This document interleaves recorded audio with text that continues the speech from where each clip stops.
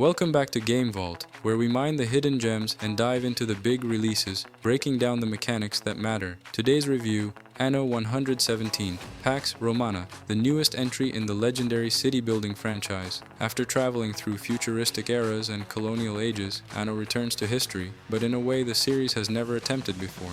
The big question is, does Anno 117 deliver the depth, spectacle, and strategic brilliance fans expect, or does it crumble under the weight of Rome itself? Let's find out. Setting and atmosphere. Anno 117 transports you to the reign of Emperor Hadrian, deep into the era of Pax Romana, one of the most economically stable and culturally rich periods in ancient history. You step into the sandals of a Roman governor tasked with developing distant provinces, managing culture and politics, and keeping the might of Rome steady. The game splits its campaign between two drastically different regions, the untamed northern frontier of Britannia and the bright, bustling early version of Lutetia. This contrast is one of the game's biggest strengths. From legionaries marching along stone roads to busy forums and markets, the world feels alive, rich, and authentically Roman. Gameplay.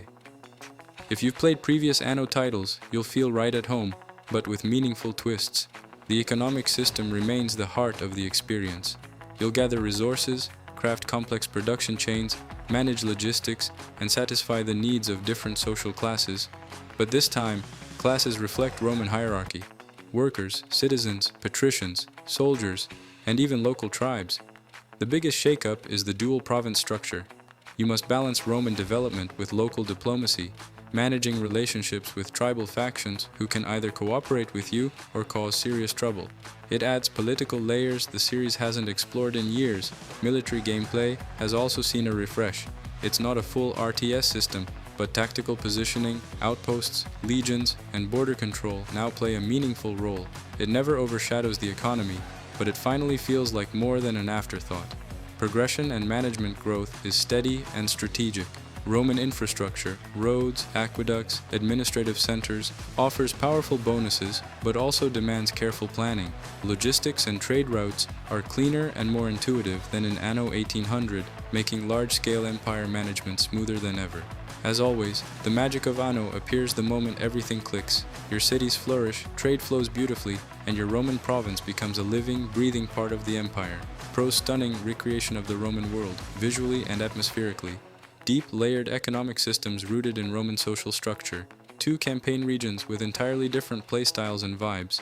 Meaningful diplomacy with tribal factions adds new strategic depth. Improved logistics and trade route management. Military system is simple, but far more useful than before. Con's early game pacing can feel slow for newcomers. Some resource chains are overly complex. Combat still lacks depth for players wanting heavy strategy. Late game performance can drop on high population maps. Final verdict. Anno 117, Pax Romana is one of the franchise's most ambitious historical entries yet. It blends classic Anno depth with fresh mechanics, a gorgeous setting, and a thoughtful interpretation of Roman society. It's not flawless, and it's definitely not for players seeking instant action, but for city builders, strategists, and history fans, this is an incredible experience. Our rating, 82 out of 100. Thanks for joining me here on Game Vault. Would you rather govern Britannia or Lutetia first? And do you think this is the best historical Anno yet? Drop your thoughts below. Until next time, build smart, rule wisely, and stay glorious.